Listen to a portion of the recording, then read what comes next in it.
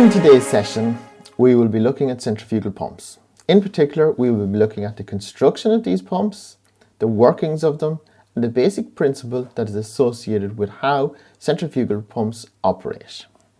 So to begin with, it is important for us to understand what is a pump. A pump is a hydraulic device that converts mechanical energy into hydraulic energy, and this hydraulic energy generally takes the form of pressure energy. When the conversion of mechanical energy is achieved through the rotational means as it is in these pumps, that is by centrifugal force, we can call the pump a centrifugal pump. Let us consider now the main parts that are associated with a centrifugal pump. The first and main part that we're interested in is the impeller. So if we examine the impeller and where it is in our diagram here, we have this circular section here in the diagram that represents our impeller. If we look at the very center of it, we've got what's called the eye of the impeller. And the eye of the impeller is where the fluid is sucked from the sump into the pump. Now normally this will have a negative pressure.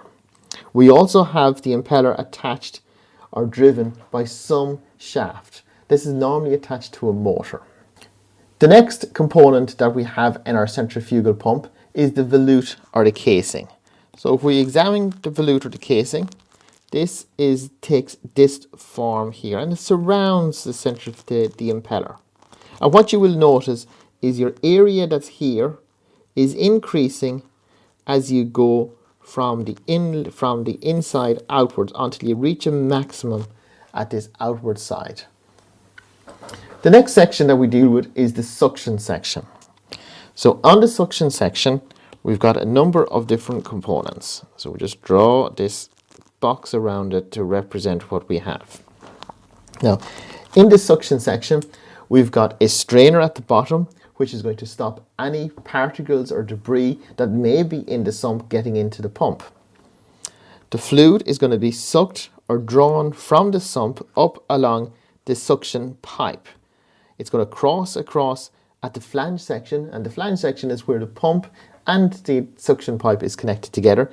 And oftentimes you'll have some form of a pressure gauge or a vacuum gauge there. The fluid passes in then into the pump and is sent outwards in the impeller. The next section that we have is the delivery section. And the delivery section is on the outward side of our pump. So again, what we're going to have is the fluid is going to move from the pump out across the flange into the delivery pipe. At some point we'll have a delivery valve again, which is going to be non-return, and we're going to have it transferred up into our delivery tank at the top. The last thing, and we did mention it already, is this eye of the impeller. The eye of the impeller is incredibly important to us because it is a negative pressure which causes the suction to occur in our pump. So if we think about the basic principle of operation of a centrifugal pump, and as the impeller rotates, water is transferred from the sump along the suction pipe into the center of the impeller, which we've already said is known as the eye of the impeller. As this water moves, it gains velocity as it passes through the impeller. And it's passing through this impeller because the impeller is being rotated and it's causing it to be thrown outwards. So once again, all our fluid is going to be coming in to our impeller here. It's going to be passing out into this section. This section is going to be changing area as it goes around. But as the water is moving outwards, it has picked up this velocity. And this velocity we know as a tangential velocity.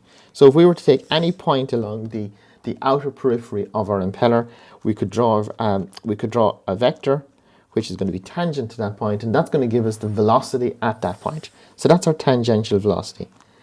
And the fluid stays going until it goes out of the impeller casing, up through the outlet. But it's important for us to remember that we will have a change in cross-sectional area from the inside to the outside. So once we actually look at that, we can say that the rise in the pressure head is directly proportional to the tangential velocity that occurs in the pumping system. Through the rotational motion, there will be a rise in the pressure within the impeller casing or the volute as the kinetic energy is converted into pressure energy. And this is the basic premise upon which the centrifugal pump is built.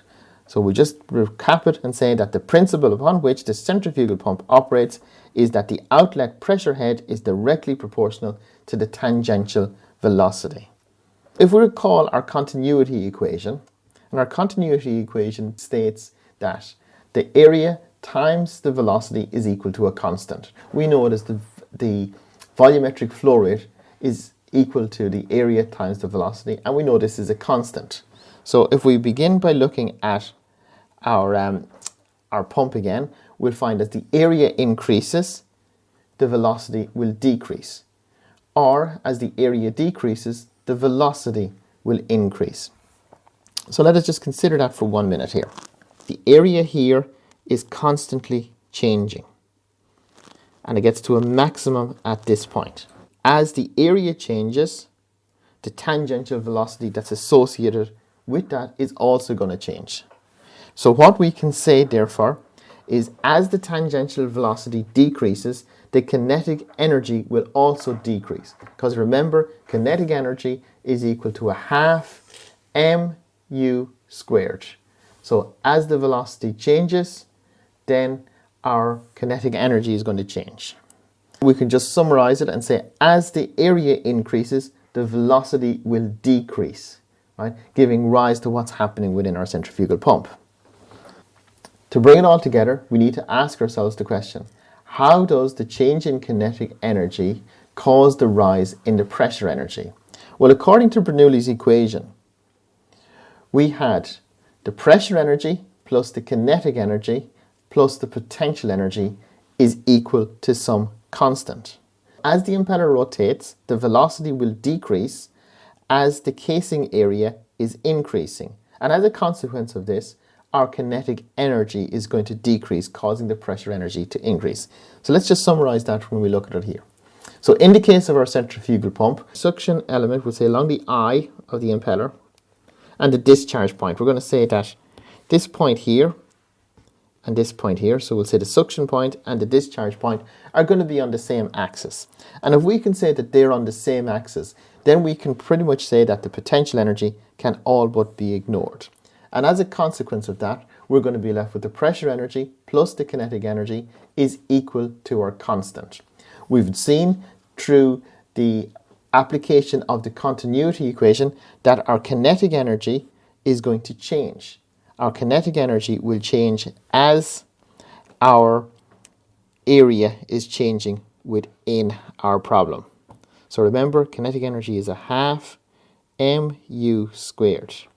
And that's equal to our kinetic energy. We've said that because of the area times the velocity, the continuity equation, as the area changes at each section within the centrifugal pump, the velocity is going to change. If the velocity is going to change, the kinetic energy is going to change.